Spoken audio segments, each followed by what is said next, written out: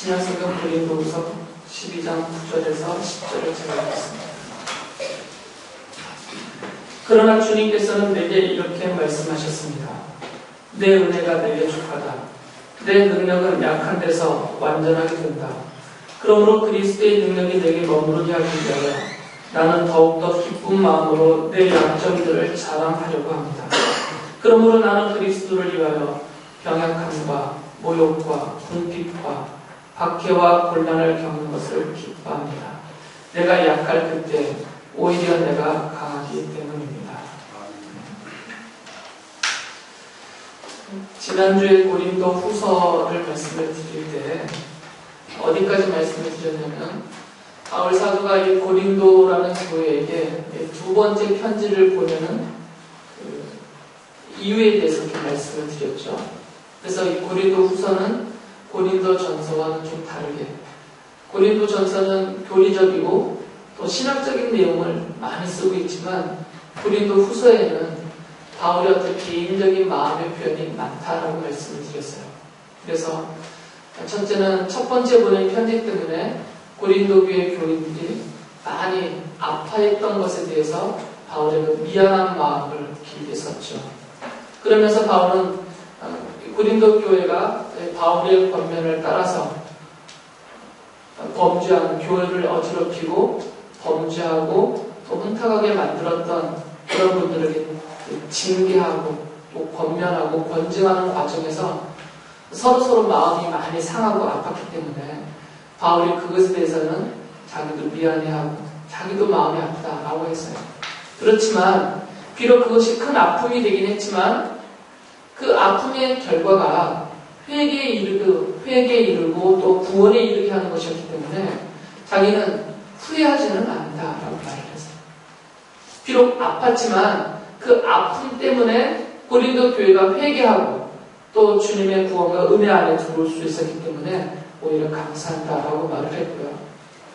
또 두 번째로 제일 많이 쓰고 있는 내용은 바울 자신의 사도직에 대한 그런 변론이었죠.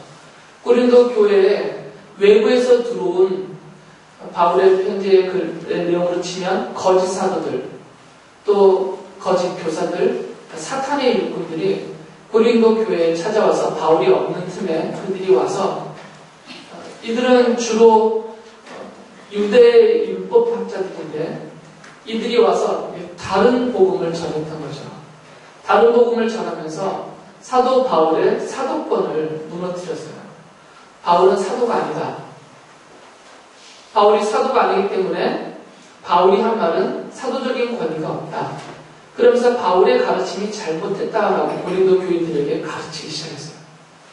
그러면서 율법을 가르치면서 다른 복음을 전했던 거죠.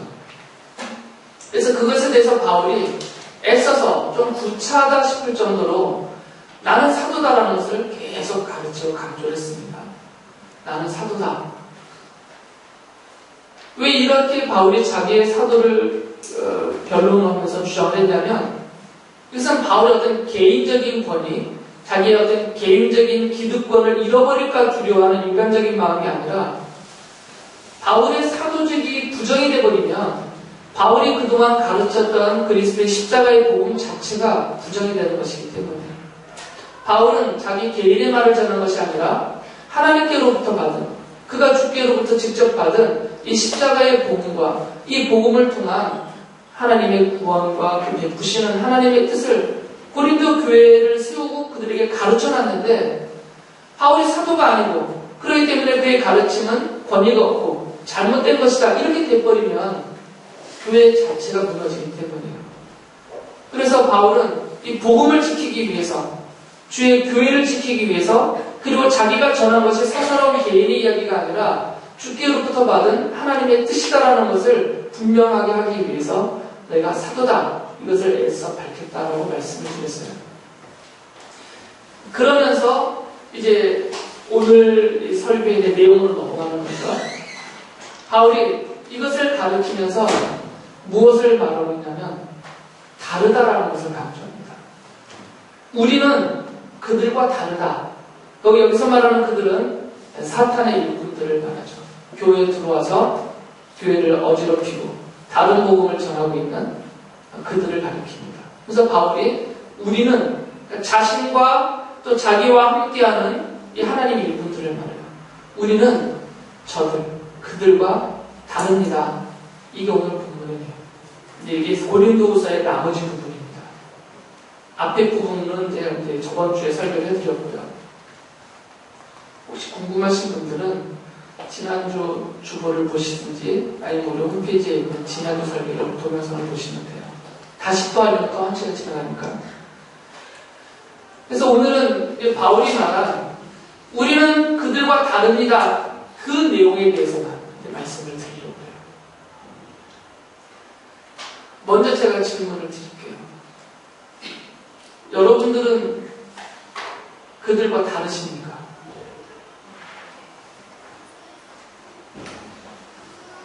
다른 사람들이 그렇게 말하나요?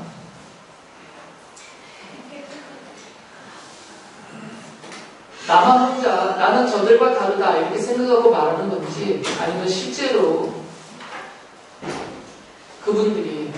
그분들이라고 하면 교회 바깥에 있는 분들이죠.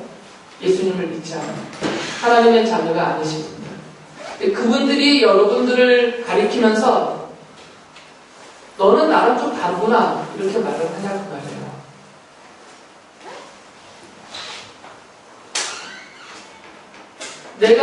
나는 여러분들과 다릅니다 이렇게 말하는 건 소용이 없고요. 교회 바깥에 있는 사람들이 진짜 알아야 되겠죠. 교회 안에 있는 우리가 교회 바깥에 있는 사람들과 뭐가 다른지, 그리고 그 다르다는 것이 드러나서 내가 말하지 않아도 교회 바깥에 있는 분들이 여러분을 보면서 쟤네들은 우리들하고 좀 다르다, 뭐가 다르다라고 지적하지 않더라도 분명히 저 교회 안에 있는 저 사람들은 교회 밖에 있는 우리와는 분명히 다르다. 쟤들은 미쳤고 우리는 정상이다 이런 거 말고요. 그런 소리를 여러분이 듣고 계시냐고 말이죠. 바울이 고린도 교회에게 우리는 그들과 다릅니다라고 말하면서 권면을 합니다. 그 권면의 내용은 고린도 교회 교인들이요, 당신들은 저들과 다릅니다. 다시 말하면 저 사람들처럼 살 수 없는 분들입니다. 이렇게 말을 해요. 이걸 거꾸로 얘기하면 안 됩니다. 당신들은 저분들과 다르니까 다르게 살아야 됩니다. 다르게 사십시오. 이 얘기를 하는 게 아니고요. 아니 본질적인 얘기래요. 우리는 저들과 다릅니다. 그러니까 여러분들이 저들과 다르다, 이것을 계속 가르치는 거예요. 그래서 뭐가 다른지를 한 5가지를 말해요.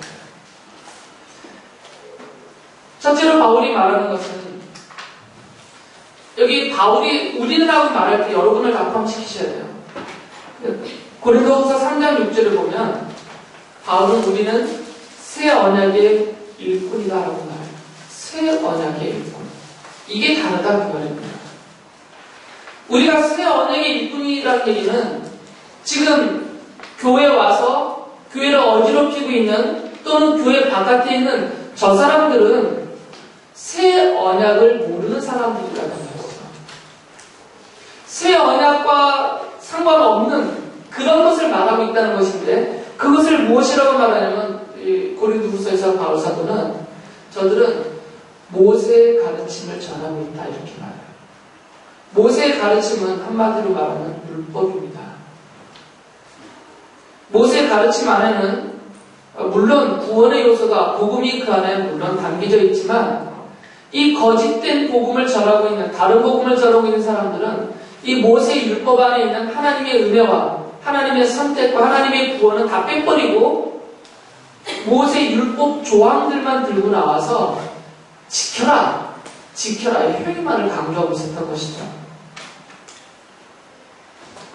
그러나 바울이 전하고 있는 것은 새 언약입니다. 이건 다른 말로 하면 복음인 것이죠. 바울이 전하는 이 십자가의 복음은 모세의 율법과는 다릅니다. 모세의 율법을 가르치고 있는 저들의 주장은 뭐냐면 행위예요. 율법을 지켜야 된다. 다시 말하면 죄를 짓지 말고 율법의 가르침을 따라서 선을 행해야 된다. 이런 선행에 대한 가르침이에요. 그것이 우리가 받을 구원과 하나님의 은혜의 수단이 된다. 이렇게 가르쳤던 것이죠. 그런데 바울은 무슨 얘기를 하고 있냐면 내가 말하는 것은 새 언약이다 이거죠. 이 새 언약의 핵심은 두 가지예요. 첫 번째 뭐냐? 우리는 모세의 율법을 지킬 수 없다 이것입니다. 다시 말하면 우리는 행위로 하나님 앞에 선하다 인정받을 수가 없다. 우리의 어떤 선행과 어떤 노력도 하나님 앞에 의롭다 여김을 받을 근거가 못 된다. 결국 우리의 행함으로는 우리는 구원받지 못한다. 이게 새 언약, 이 십자가 복음의 첫 번째 내용입니다. 그렇기 때문에 두 번째로 당연히 강조하는 것이 그렇기 때문에 우리는 은혜로 구원받는 것이다. 이게 새 언약의 핵심 내용이에요. 그 은혜는 무엇이냐? 바로 십자가라는 것이죠. 하나님이 십자가에서 그 아들 예수 그리스도를 우리 대신 못 박아 죽임당하게 하시고 우리에게 쏟아져야 될 하나님의 그 죄에 대한 진노의 형벌을 예수님이 대신 받고 죽게 하시고 우리를 향해서는 은혜를 베푸셨다는 것이죠. 죄 용서하시는 은혜를. 그래서 의인이 아닌 우리들을 의인처럼 여겨주시고 하나님의 나라에 천국에 들어갈 어떤 자격도 없는 우리들에게 오직 믿음이라는 그 하나를 갖고 있기 때문에 우리 안에 믿음을 넣어주시고 우리 안에 있는 그 믿음이 근거가 되어서 우리를 의인처럼 여겨주시고 하나님의 자녀라고 불러주시고 천국에 들어갈 자격까지도 우리에게 베푸셨다. 이것은 다 은혜다. 내가 노력하여 얻는 것이 아니라 나는 어떤 노력도 할 수도 없고 어떤 자격도 없는 그런 나에게 하나님이 그냥 베푸신 선물이다. 이것을 은혜라고 성경이 말하죠. 그래서 은혜의 복음이다. 이것이 바로 바울이 말하고 있는 새 언약이에요. 그러니까 그들이 전하는 복음과 바울이 전하는 복음은 완전히 다른 것이에요. 전하는 내용이 다르기 때문에 전하는 사람도 다르다는 거죠. 그래서 바울이 우리는 그들과 같지 않다 이렇게 말하는 것입니다.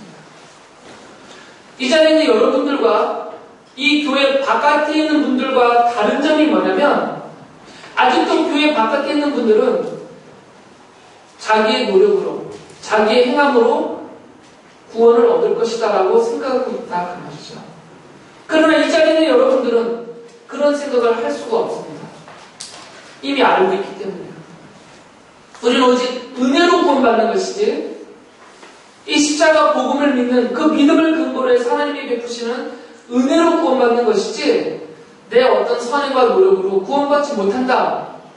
우리는 이미 이것을 알고 믿고 있기 때문에 다르다라는 거죠. 이것이 첫 번째 다른 점입니다. 지금 고린도후서에서 바울이 말하고 있는 거죠. 그렇기 때문에 바울에게는 이것이 소망이다 그 말이죠. 소망이라 바울이 말하는 소망은 이루어질지 안 이루어질지 모르는 막연한 기대 이것을 말하지 않습니다. 바울이 말하는 소망은 확실한 반드시 이루어질 일에 대한 기다림을 말해요. 가끔 부모님들이 자녀들에게 뻥치는 경우도 있긴 하지만 웬만해서는 부모들이 자녀들에게 한 약속은 반드시 지키잖아요. 그렇지 얘들아? 웬만해서는 일부러 자녀들을 속여먹으려고 하는 건 아니라는 거죠. 그러니까 부모를 믿는 우리 엄마는 우리 아빠는 내게 한 약속은 꼭 지키시는 분이야. 이것을 믿고 있다면 그 부모님이 자기들에게 어떤 약속을 해주었을 때 이 아이들은 막연하게 그때 가봐서 그게 될지 안 될지 가봐야 할지 뭐 이러면서 기다리는 게 아니라 부모님이 약속한 그때가 되면 반드시 내게 약속한 것을 주신다는 것을 확실하게 알고 기다리고 있다는 얘기죠. 이루어질 것을 기다리는 것이 이것이 소망이에요. 바울이 말하는 소망은 그것입니다. 바울은 이 십자가 복음으로 인한 구원을 확신하고 있기 때문에 소망이 있는 거죠. 정말 그렇게 될까? 내가 죽어봐야 알지. 이것이 아니라 예수님이 십자가에서 죽으심이 나를 위한 죽으심이고 내 죄 용서를 위한 근거이기 때문에 분명히 하나님의 약속은 반드시 이루어진다.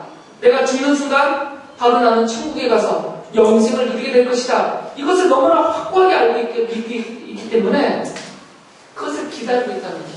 바울에게 그러한 소망이 있는 것입니다. 그러니까 이 소망이 다른 거죠. 교회 바깥에 있는 저분들과 여러분들은 그래서 소망이 소망은 이미 반드시 이루어질 그 일을 기쁨으로 기다리고 있는 소망이고요.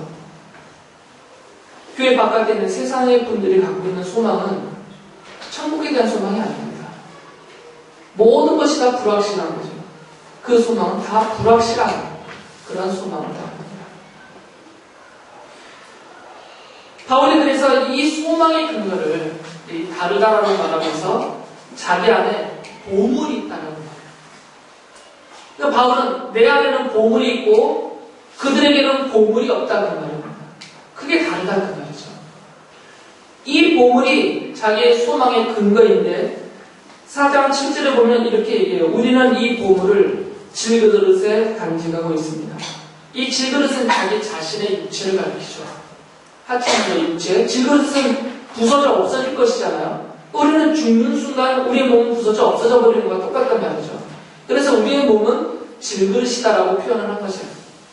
그러니까 다시 말하면 여러분이 아무리 아껴도 여러분의 몸은 질그릇이다는 말이에요. 수십만 원짜리 화장품으로 이렇게 분장을 해도 여러분의 몸은 질그릇이다는 말이죠. 아무리 좋은 옷으로 입고 아무리 예쁘게 몸을 가꾸고 좋은 것으로 내 몸을 아무리 위하여도 이 내 몸은 질그릇이다. 결국은 죽음 앞에서 다 부서질 것이기 때문에. 아니면 뭐 죽기 전에도 사고만 나도 부서지고 병들어도 부서지고 다 그러잖아요. 그래 이런 질그릇 안에 바울은 보물이 담겨 있다는 거죠. 질그릇인 내 몸에 담기에 벅찬 보물이 있다는 말입니다. 그 보물이 뭐냐면 4장 6절에서 하나님의 영광을 아는 지식의 빛이다 라고 말했어요. 이 빛이 내 안에 있는 보물이라는 거죠.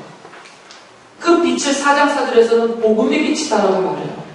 그러니까 바울이 말하는 이 보물은 자기에게 이런 확고한 소망을 갖게 해주는 그 보물. 교회 바깥에 있는 저들에게는 없고 내게 있는 그 보물은 빛인데 이 빛은 복음의 빛이다라고 말해요. 그러니까 여러분과 교회 바깥에 있는 분들과 다른 점은 뭐냐면 여러분 안에는 보물이 있고 저분들에게는 보물이 없다는 것입니다.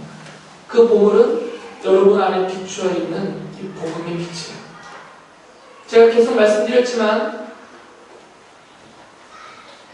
이 복음의 빛이라는 것이 내가 원한다고 해서 내게 비춰지는 게 아닙니다. 내가 잘났다고 내가 노력한다고 해서 내게 비춰지는 것이 아니고요. 이것은 하나님이 정한 자들에게 정한 때에 비춰주신 빛이에요. 말씀드렸듯이 믿음이라는 것은 복음을 받아들여서 내 안에 간직하는 이 믿음이라는 것은 하나님이 내게 주신 특별한 선물입니다.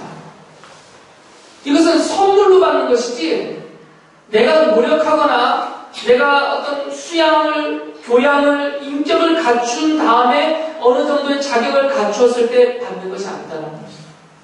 그런 것이라면 우리는 아무도 믿음을 가질 수도 없고 복음을 받아들일 수가 없어요. 그러니까 바울이 말한 자기 안에 있는 이 보물인 복음의 빛은 하나님이 자기 안에 넣어주신 것이에요.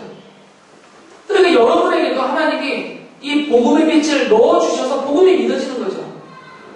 이 십자가의 복음이 여러분에게 믿어진다는 얘기는 여러분 안에 복음의 빛이 비쳤다는 것이고 그 복음의 빛이 비춰졌기 때문에 믿어지는 것이다. 그 말입니다. 이건 특별한 은혜인 것이에요. 바울은 4장 7절에서 이것을 하나님의 능력이라고 표현하는데 내 안에 있는 이 복음의 빛은 능력을 발휘한다. 그 말이에요. 이것이 어떻게 능력으로 나타나냐면 4장 8절부터 9절까지 이렇게 말해요. 어떠한 고난과 핍박이 닥쳐도 낙심하지 않고 인내하며 그 모든 것을 이겨내게 하시는 하나님의 능력이다라고 말해요.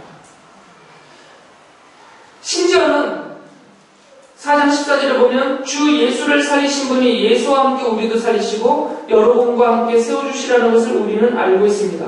부활의 능력이 된다. 그 말입니다. 여러분이 부활할 것을 어떻게 합니까? 여러분이 죽은 다음에 여러분의 육체가 이 땅에서는 흙으로 돌아갈 것 같지만 주님의 재림날에 그 흙으로 돌아갔던 모든 우리의 육체가 가장 완전한 상태로 부활하게 될 것이다. 이게 성경의 약속인데 그 부활을 여러분이 어떻게 확신할 수가 있어요? 복음의 빛이 여러분에게 비춰졌기 때문에 확신하는 겁니다. 안 그러면 부활을 믿을 수가 없어요.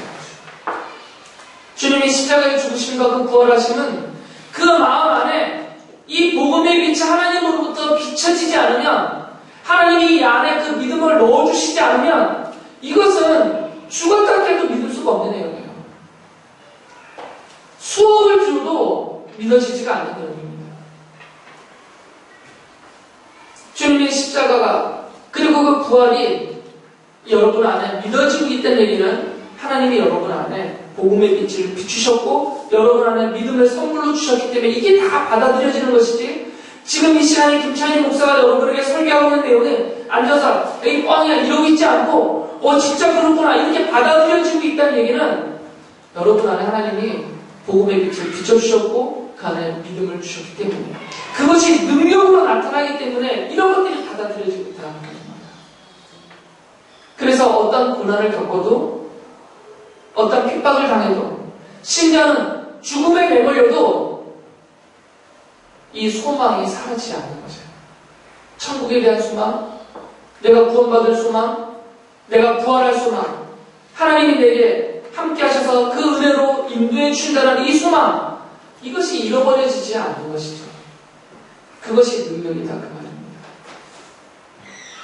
성도의 능력은 여기에 있는 것입니다. 성도들이 갖고 있는 재력이 아니고, 성도들이 손에 쥐고 있는 권력이 아니고, 교회와 성도의 능력은 어디에 있냐면 이 복음의 빛에서 나오는 하나님의 능력인 것이죠. 손에 잡고 있는 것들은 세상 사람들이 말하는 능력입니다. 그걸로 뭔가 휘두를 수 있는. 그러나 성도와 교회의 능력은 우리 안에 넣어주신 보물, 곧 이 복음의 빛에서 나오는 하나님의 능력인 것입니다. 그래서 4장 17절에 이런 말씀을 하셨어요. 지금 우리가 겪는 일시적인 가벼운 고난은 비교할 수 없을 정도로 영원하고 크나큰 영광을 우리에게 이루어집니다. 우리가 지금 이 땅에 사는 동안에 잠시 고난을 겪고 있지만 우리에게는 능력이 있다는 거죠. 그것이 우리에게 소망이 되는데, 그것이 뭐냐면 장차 비교할 수 없는, 이 땅에서 우리가 겪고 있는 이 잠시 당하는 고난하고는 비교할 수 없는 영원한, 그리고 큰, 바로 하나님 나라의 영광이다라는 것입니다. 이게 믿어지세요? 이게 믿어진다는 게 희한한 거죠. 이런 게 어떻게 믿어지냐고요. 똑똑하면 믿을 수 있나요? 박사하겠다면 믿을 수가 있나요, 이게? 이게 믿어진다는 얘기는 기적이죠. 하나님이 여러분에게 복음의 빛을 비춰주신 기적이고, 여러분 안에 믿음이라는 선물을 넣어주신 기적인 거죠. 그래서 믿어지는 거지, 정말 말 그대로 이것은 믿어지는 거지, 믿음이라고 해서 믿는 게 아니다, 그 말입니다. 아무리 노력해도 안 믿어져요, 이런 것들은. 세 번째로 바울 사도가 그들과 우리는 다르다고 한 내용이 뭐냐면 4장 18절에 이런 말씀을 하시거든요. 우리는 보이는 것을 바라보는 것이 아니라 보이지 않는 것을 바라봅니다. 보이는 것은 잠깐이지만 보이지 않는 것은 영원하기 때문입니다. 이게 차이점이다 그 말입니다. 저들은 보이는 것을 바라본다 그 말이에요. 여기서 말하는 바라본다라는 것은 추구한다는 얘기예요. 그러니까 저분들은 눈에 보이는 것만 추구한다는 거죠. 그런데 우리는 눈에 보이는 것을 추구하는 사람들이 아니라 우리는 보이지 않는 것들을 바라보고 사는 사람들이다 그 말입니다. 바울의 서신에서는 보이는 것을 한 글자로 육이다 말했고요. 보이지 않는 것을 영이다 그랬습니다. 그래서 육에 속한 사람, 영에 속한 사람 이렇게 나눠버려요. 육에 속한 사람은 누구냐면 보이는 것을 바라보고 보이는 것을 소망하고 보이는 것을 추구하고 보이는 것을 최고로 여기고 따라가는 인생을 육에 속한 사람이다라고 말해요. 그러나 영에 속한 사람은 누구냐면 보이지 않아요. 보이지 않는 것이 뭐겠어요? 천국과 하나님께 속한 것들이죠. 영적인 것들, 이런 것들을 말합니다. 우리는 그것을 따르고 있다, 그것을 쫓고 있다라고 말해요. 그래서 이것을 믿음이라는 단어로 설명을 했죠. 눈에 보이는 것들은 눈으로 쫓아가는 것이에요. 눈으로. 육체의 감각들로 쫓아가는 것이죠. 그러나 보이지 않는 것들은 이 눈과 육체의 감각으로는 인식 자체가 안 되기 때문에 보이지 않는 것을 바라보고 보이지 않는 것을 쫓아갈 수 있는 것은 뭐냐면 믿음이다 그 말이에요. 그러니까 믿음이 없는 사람은 이 보이지 않는 것을 알지도 못하고 생각도 못하고 쫓아가지도 못해요. 그러나 그 마음에 믿음이 있는 사람들, 복음의 빛이 비추어지고 그 안에 믿음의 선물을 받은 그들에게는 하나의 눈이 열리는데 그 눈은 보이지 않는 것을 볼 수 있게 해주는 눈이고 그 눈은 보이지 않는 것을 최고로 알고 쫓아가게 해주는 그 눈이란 말이에요. 이것을 또 신령한 눈, 영한 글에서 눈 감으면 뭔가 막 나타나는 거 이렇게 말하면 안 되고 그걸 말하는 게 아니라 믿음을 말하는 거예요. 믿음. 이 보이지 않는 것을 볼 수 있게 하는 그 눈은 우리 안에는 믿음이라는 거죠. 믿음이 보게 해준다는 거죠. 딱 보면 초시의 능력에서 뚫어보는 그런 영화는 말고요. 여기 안에 신비한 이런 거 말고 이 믿음이 눈이다 말입니다. 여러분 안에 하나님이 믿음의 선물을 주셨으니까 보이지 않는 것들이 보이기 시작하는 거예요. 지금 천국이 눈에 보이나요? 안 보이잖아요. 근데 마치 보는 것처럼 말하고 있잖아요. 지금 여러분에게 하나님이 영생을, 영원한 천국의 영생을 약속해 주셨는데 그게 눈으로 보이냐고요. 근데 여러분 마치 보고 있는 것처럼 확신하고 있단 말이죠. 하나님이 천지를 창조하셨어요. 그리고 천지의 모든 것을 주관하고 계시고 하나님이 계획하신 대로 인도하고 계시고 주님이 재림하신 날 세상이 끝날 것이고 최후의 심판이 있고 영원한 천국과 영원한 지구공부를 나눠줍니다. 이런 모든 하나님의 나라와 하나님의 일을 이 눈으로 볼 수 있냐고요. 그럼 보이지 않는 것들인데. 근데 여러분들은 마치 보고 있는 것처럼 믿고 있잖아요. 보고 있는 것처럼 말하고 있고. 그걸 어떻게 보냐고요. 믿음이 있기 때문에 보이는 것입니다. 그리고 보기만 하고 끝나는 것이 아니라 그 하나님께로부터 받은 믿음이 있기 때문에 그게 사모함이 되고 그걸 추구하게 되고 그걸 얻고 싶어하는 마음을 갖게 된다는 거죠. 이게 믿음으로 열리는 거예요. 물론 어떤 사람에게는 그것이 좀 더 밝게 열린 분이 있겠죠. 순교의 자리에 들어갈 때까지 그것을 부정하지 않을 정도로 그러니까 좀 밝게 좀 확신에 찬 분들이 있을 수 있어요.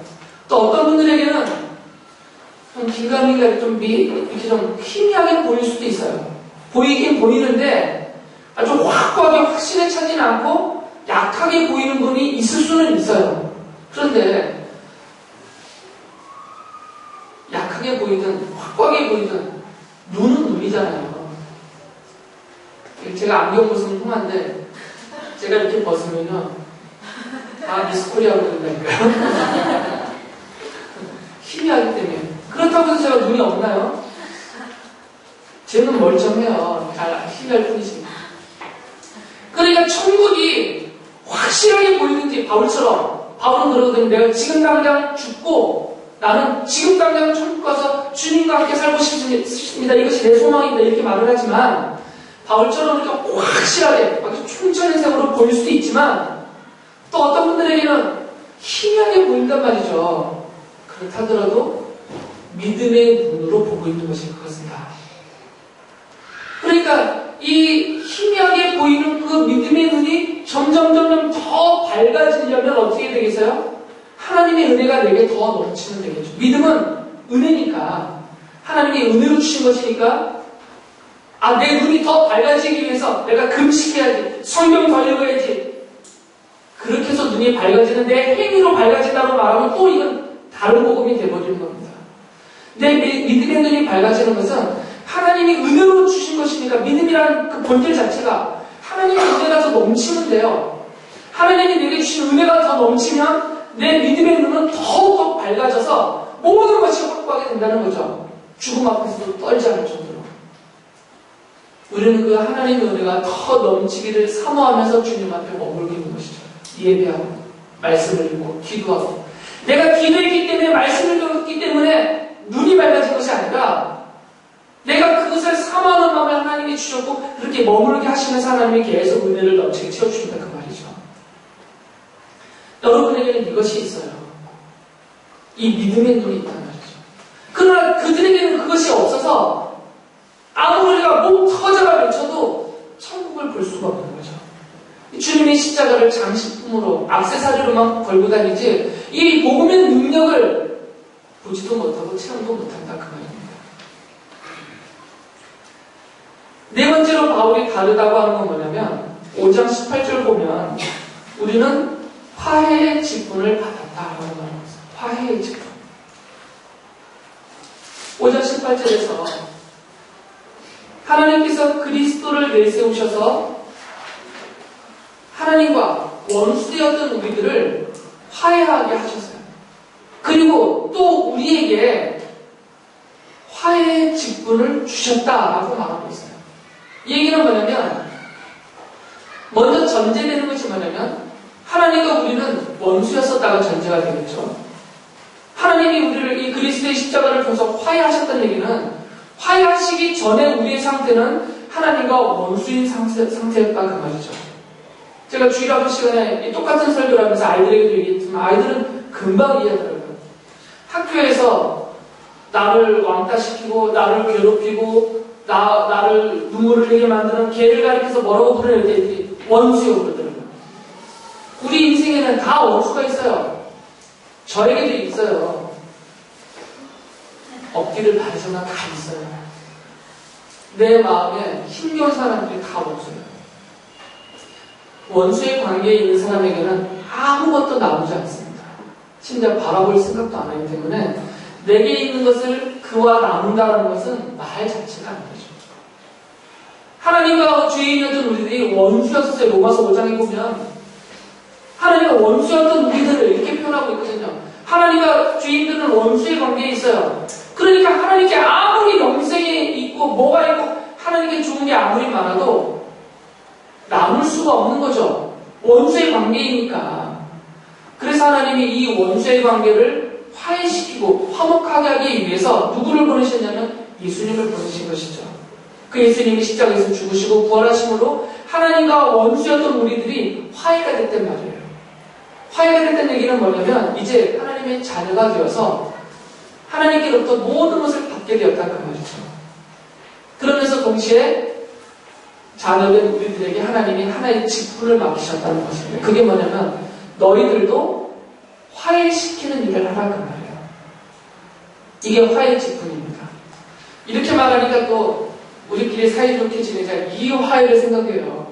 그게 아니고 나는 하나님의 원수의 자리에 있다가 예수 그리스도를 통해서 하나님과 화해가 됐으니까 아직 하나님과 원수되어 있는 사람들이 있단 말이죠. 교회 바깥에. 그분들을 하나님과 화해시키는 그 일을 하라 그 말이에요. 이게 화해의 직분이에요. 그러면 하나님과 원수였던 내가 화해되는 그 수단이 뭐냐? 그게 십자가의 복음이잖아요. 그러니까 하나님과 원수의 자리에 있는 저들을 하나님과 화해시키기 위해서는 그분들에게도 십자가의 복음이 필요한 거죠. 그러니까 우리에게 맡겨진 화해의 직분, 그건 뭐냐면 그들에게 가서 그리스도의 십자가의 죽으심과 부활을 전하여서 그들이 그 십자가의 복음을 받아들이고 하나님과 화해되게 하는 그 일을 시켜라 그 말이죠. 바울은 우리는 이 화해의 직분을 맡은 하나님의 일꾼이지만 저들은 오히려 화해를 깨뜨리는 사탄의 일꾼이다라고 말하고 있어요. 파괴만 시키거든요. 여기서 부수적으로 얻어지는 것은 인간 사이의 화해도 당연히 이루어지게 돼 있어요. 하나님과 화해가 제대로 되면 사람 사이의 화해는 자동으로 됩니다. 성도들 사이에 화해가 안 되는 이유는 하나님과 나 사이가 충분히 화해가 안 되는 거지만 구원은 얻었지만 관계 회복이 충분히 안 됐단 말이죠. 하나님과 나 사이에 충분한 관계 회복이 이루어지면 사람 사이의 관계는 저절로 회복되게 되어 있어요. 이게 안 된다는 얘기는 아직도 내가 하나님 사이에서 껄끄러움이 있는 거겠지. 삶에 있어서 구원은 완성이 되겠지만 마지막으로 바울이 5번째 얘기하는 것은 뭐냐면 6장 4절을 보면 바울이 이렇게 말하거든요. 우리는 하나님의 일꾼답게 처신합니다. 그러면서 우리의 삶이 다릅니다라고 말해요. 삶이. 그동안 이 앞에 네 부분까지는 좀 교리적인 것 같고 영적인 것 같아 보이죠. 눈에 잘 보이지 않는. 근데 바울은 그게 다가 아니다 말이죠. 마지막으로 말하는 것은 보이는 것을 제시해요. 우리의 삶이 다르다. 저 사람들과 우리는 삶이 다르다라고 말해요. 삶이 어떻게 다르냐면 바울이 저들과 내가 이렇게 다르다라고 말하는 게 뭐냐면 나는 고난당한다라고 말해요. 6장 4절부터 7절까지 내용이 그거예요. 우리는 많이 참으면서 환난과 궁핍과 공경과 매맞음과 옥에 갇힘과 난동과 수고와 잠을 자지 못함과 굶주림을 겪습니다. 바울의 삶이 뭐냐? 내가 저들과 다르다라고 바울이 제시하고 있는 삶은 뭐냐면 고난이었어요. 내가 고난당하고 있다. 이것이 저들과 다르다는 겁니다. 왜 그러냐면 저분들은 보이는 것을 쫓아가는 사람들이기 때문에 고난을 당하지 않아요. 고난을 원치 않습니다. 고난이 닥쳐오면 도망가 버려요. 고난이 닥쳐오면 피해버리고 고난이 닥치면 그것을 다른 사람에게 떠넘긴단 말이죠. 그런데 바울은 그렇지 않다는 거죠. 바울은 자기가 지금 고난이 다가왔을 때 그걸 자기는 인내하고 견딘다 그 말입니다. 왜? 하나님의 일꾼이니까. 지금 자기가 닥치고 당하고 있는 이 고난은 십자가의 복음 때문에 당하고 있는 고난이다 그 말입니다. 6절 7절에서는 이 고난 중에도 그는 배신하거나 떠나지 않는다 그 말이죠. 순결과 지식과 인내와 친절과 성령의 감화와 거짓 없는 사랑과 진리의 말씀과 하나님의 능력으로 이 일을 합니다라고 말하고 있어요. 바울 사도가 다르다라고 보여주는 자기의 삶의 모습입니다. 고난의 삶이에요. 이 말씀은 여러분에게 참 드리기 죄송합니다. 여러분 귀가 꺾이거든요. 우리 목사님은 맨날 고난 얘기만 한다라고 하시는 분도 계시지만 제 얘기가 아니고 성경이 그렇게 말하는데 어떻게 합니까? 성도들의 삶은 성도 아닌 분들의 삶과 차이점은 딴 것도 없어요. 믿음으로 고난을 겪고 있는 것입니다. 다른 것은 다를 게 없잖아요. 우리가 돈 버는 거, 우리가 먹고 사는 거, 우리가 좋은 집 원하는 거, 좋은 옷 입고 사는 거, 이거는 교회 바깥에 있는 분들이랑 똑같아요. 그거하고 뭐가 다르다라고 말하겠어요. 나는 당신들과 이 삶이 이렇게 다릅니다라고 보여줄 때 내가 입는 좋은 옷 보여줄 거예요? 내가 살고 있는 좋은 집? 내가 내 자녀들 잘 되는 것들? 뭘 보여주면서 저들과 내가 다르다라고 보여주겠냐고요. 그런 거 없다니까. 눈에 보이는 것을 보여주면 다를 게 없는 것이에요. 삶으로 다른 것을 보여줄 수 있는 것은 하나밖에 없습니다. 내가 고난 중에도 믿음으로 이 고난을 믿음으로 내가 겪고 인내하고 있다. 이 고난 중에 있는 내 모습을 보여준다는 거죠. 내가 믿음을 지키기 위해서 고난 중에 있는 내 모습. 이것이 삶의 다른 모습이다 그 말입니다. 그러니까 전도할 때요. 예수님 믿으면 잘 된다. 이렇게 전도하면 전도가 안 돼요. 예수님 안 믿어도 잘 되거든요. 예수님 안 믿어도 사업 잘 되고 예수님 안 믿어도 애들 대학 잘 가고 예수님 안 믿어도 건강하고 예수님 안 믿어도 잘 먹고 잘 사는 분들이 훨씬 많아요. 예수님 믿는 사람보다. 그러니까 예수님 믿으면 안 좋았던 내 삶이 예수님 믿으면 더 잘 될 거다. 이렇게 해놓고 전도해봤자 전도가 안 돼요. 제대로 구원받는 복음을 전할 수 없단 말이죠. 그건 다른 모습이 아니니까. 다른 모습은 이 믿음으로 인한 고난의 삶입니다. 믿음으로 견디는 거죠. 고난이 닥쳐도 무너지지 않는 힘. 이것은 믿음인 거죠. 저분들은 고난이 닥치면 그냥 무너져 버려요. 그것을 견뎌낼 수 있는 믿음이 없기 때문에. 그러나 여러분들은 고난이 닥칠 때 무너지지 않는다고 여러분의 인생이 여러분 속에 믿음이 있고 그것이 하나님의 능력이기 때문에 굳건하게 견딜 수가 있다는 것이죠. 하나님이 그렇게 해주신다 그랬습니다. 이렇게 다른 점 5가지를 바울이 얘기했습니다. 그러면서 마지막으로 권면을 하고 고린도서를 끝내요. 무슨 권면하냐면 2가지를 말합니다. 하나는 6장 14절에 보면 믿지 않는 사람들과 멍에를 같이 매지 마십시오라고 말해요. 이 멍에라는 게 뭐냐면 시골에 농사 지어 보시는 분들은 알잖아요. 뒤에 쟁기를 놓고 쟁기를 앞에 있는 소가 끌게 하려면 소 어깨에다가 이렇게 걸어서 이렇게 끌고 나가게 하는 그게 멍이에요. 그게. 그래서 한 마리가 있으면 한 마리에다만 걸면 되고 두 마리 부자여서 두 마리가 끌게 하려면 훨씬 더 쉽잖아요. 한 마리가 하는 것보다. 그러면 이 멍에를 이렇게 엮어서 두 마리에게 이렇게 얹혀놓는단 말이죠. 네 마리면 이게 이중으로 돼서 얹히고 그래서 성경에서는 한 결이 두 개를 이렇게 말하는 건데 믿지 않는 사람들과 멍에를 함께 매지 마십시오. 이 말은 뭐냐면 단순히 믿지 않는 사람들과 교제하지 마십시오. 사귀지 마십시오. 이 말이 아니고요. 내가 혼자 이 고난을 견디기가 힘드니까 나보다 힘센 누구를 의지해서 그 멍에에 내 멍에를 같이 얹어서 그 덕을 보려고 하는 이것을 말해요. 그런 거 하지 말라는 것이죠. 다시 말하면 좀 더 쉽게 말하면 성도가 고난을 당할 때 믿음의 능력으로 그것을 이겨내는 것이지 성도가 고난을 당할 때 살 길을 찾아서 믿지 않는 사람에게 손 벌리고 그 앞에 가서 엎드리고 그 도움을 구하고 이런 거 하지 말라는 거죠.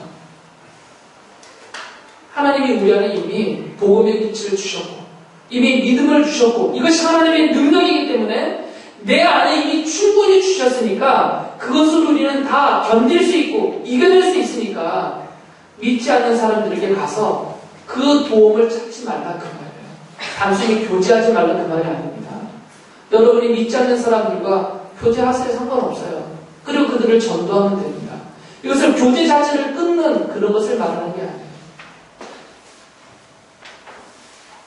그리고 또 한 가지는 12장 10절에 보면 바울 사도가 이런 말씀을 오늘 본문에서 해주시 내가 약할 그때 오히려 내가 강하기 때문입니다. 그러면서 하나님의 은혜가 내게 족하다라고 말해요. 바울의 마지막 권면은 그겁니다. 성도들 여러분 하나님의 은혜로 사십시오. 그 말이에요. 사람의 도움받고 살려고 하지 말고 자기의 행위로 살려고 하지 말고 내 손에 잡혀있는 그 별것 아닌 조그만 소유물들 이런 것 갖고 의지하고 살려고 하지 말고 하나님의 베푸시는 은혜 속에서 살라 그 말입니다. 하나님의 은혜가 여러분 안에 믿음이라는 통로를 통해서 계속해서 주어지니까 그 은혜로 사십시오 그 말이에요. 우리 손에 주어져 있는 것들은 구원에는 아무 쓸모가 없는 것들입니다. 그냥 먹고 사는 데 도움을 줄 뿐이에요. 하나님이 베푸시는 은혜가 보이지 않는 것들을 보게 하는 눈이 되고 보이지 않는 것들을 소망으로 삼게 하고 그것이 이 땅에 먹고 사는 일에 매여서 전전긍긍하지 않고 초연하게 천국을 바라보면서 이 땅에 나를 살게 하시는 화해의 직분을 내게 주시니까 하나님의 뜻을 따라 사는 사명을 감당하는 인생이 되게 만들어 주신다 그 말입니다. 여러분은 다른 사람들입니다. 교회 바깥에 있는 분들과 분명히 다른 분들입니다. 하나님의 자녀 아닌 분들과 다른 분들입니다. 뭐가 다른지 이 말씀을 마음으로 새겨서 이래서 내가 다르고 이렇게 내가 다른 삶을 살게 되는구나 이것을 아셔서 나는 저들과 다르구나 마음에 다짐을 하시고 또 그러한 다른 인생들을 누리며 사는 여러분들 되시기 바랍니다.